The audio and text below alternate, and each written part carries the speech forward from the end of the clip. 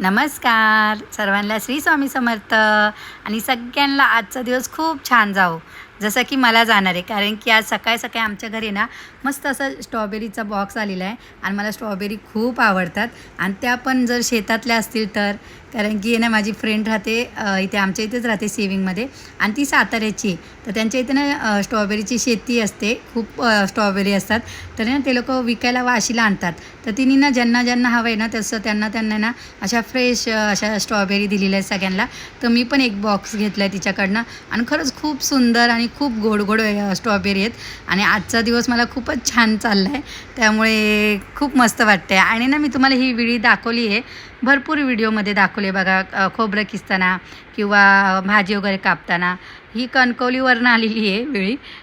तुम्ही पण बोलाल कणकवलीवरनं कारण की माझी वहिनी कणकवलीची आहे आणि त्यांच्याकडे ना हे विड्या बनतात म्हणजे जे गावचे लोक वगैरे असतात ना त्यांना बघा जास्त काही म्हणजे अशी कामं नसतात गावाला कोकणामध्ये तर ते लोक असे म्हणजे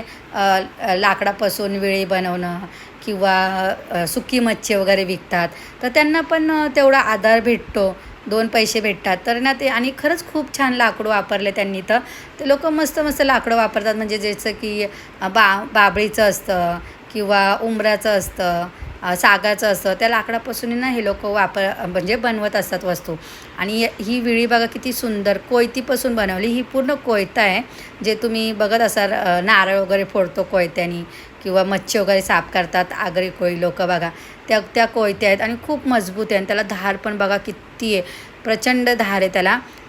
खोबरं एकदम पटकन किसून होतं जे आपण इथं विळ्या घेतो बघा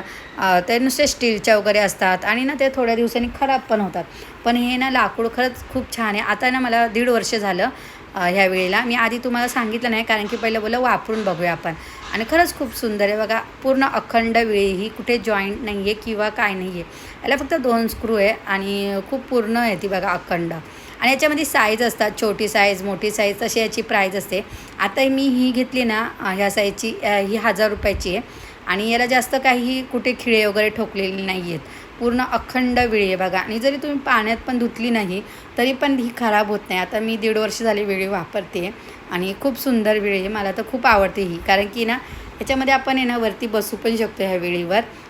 काय विळी बघा आपण पायाखाली घेतो मांडीखाली आणि खोबरं किसायला एकदम वाकावं लागतं समोर पण याच्यावर जर बसूनच जर तुम्ही करू याचा पाटा खूप मोठा आहे याच्यापेक्षा पण थोडा मोठा भेटतो तुम्हाला जसा पाटा हवा आहे तसा तुम्ही तो बनवून घेऊ शकतो आता मला याच्यावर व्यवस्थित बसायला येतं म्हणून मी ह्या साईजमध्ये घेतली बनवून आणि ते खोबरं पण बघा किती सुंदर किसलं जातं आणि पटकन किसलं जातं आणि खोबरं काय वेळीने कसं आपण किसतो ना तर ना थोडं राहतं त्याला त्या करटीला आहे ना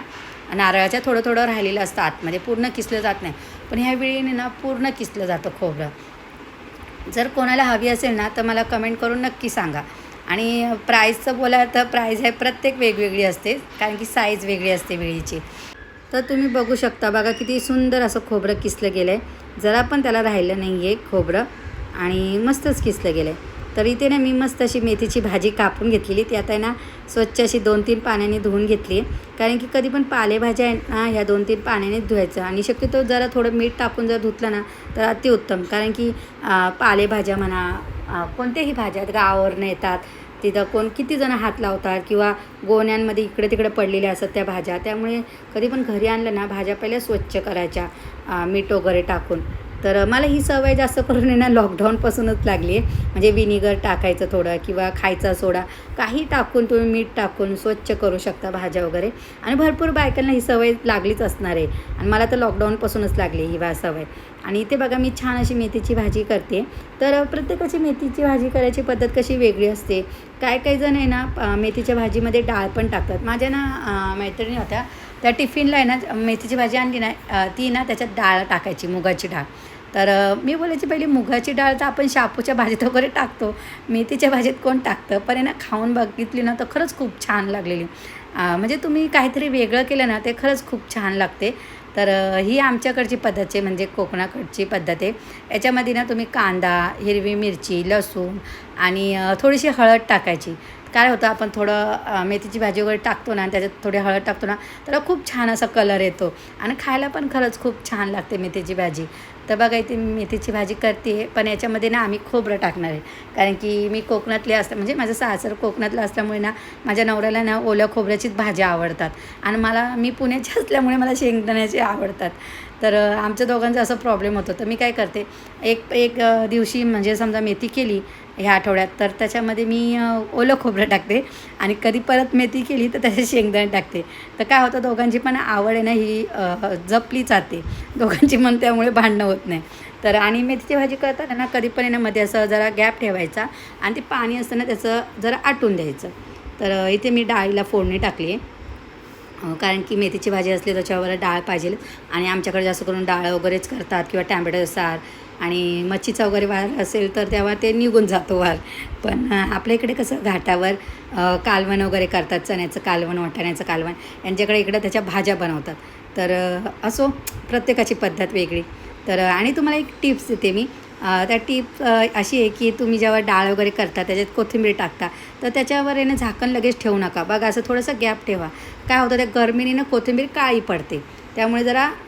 वाफ देऊन जाऊन द्यायची त्याची आणि नंतर झाकण पूर्ण बंद करायचं. तर इथे बघा पाणी पण थोडं अटत गेलं आहे आणि जास्त पाणी ठेवायचं नाही भाजीमध्ये. काही लोक ना मेथीच्या भाजीत पाणी टाकतात ओली करतात ती एवढी काही खास लागत नाही. कधी ती पाणी टाकायचं आपण जेव्हा शेंगदाणे टाकतो ना तेव्हा शेंगदाण्याचं कूट कसं आवळून घेतो भाजीला त्यामुळे त्याच्यात थोडं पाणी तुम्ही टाकलं तर चालतं. पण जर तुम्हाला अशा पद्धतीत करायचे असेल खोबरं टाकून ओलं तर त्याच्यात जास्त पाणी तुम्ही ठेवूच नका. बघा आता हे क्वचित पाणी राहिलं थोडंसं कारण की पालेभाज्यांना ना एक स्वतःचंच पाणी निर्माण होत असतं आणि ते खरंच पौष्टिक पण असतं ते पाणी. त्यामुळे आपण पाणी टाकायची काहीच गरज नाही आहे. आणि याच्यामध्ये ना मी आता ओलं खोबरं टाकते. बघा मगाशी जे किसलेलं मी जास्त किसूनच ठेवते ते म्हणजे आपल्याला कसं रोज किसायला नको. म्हणजे 1-2 दिवसाचं तरी किसलेलं असतं माझ्याकडे फ्रीजमध्ये आणि चांगलं राहतं ते खोबरं 2-3 दिवस जरी राहिलं तरी ओलं खोबरं. आणि जसं आपण शेंगदाण्याचं शेंगदाणे भाजून कूट करून ठेवतो तो महिनाभर टिकतो. पण खोबरं हे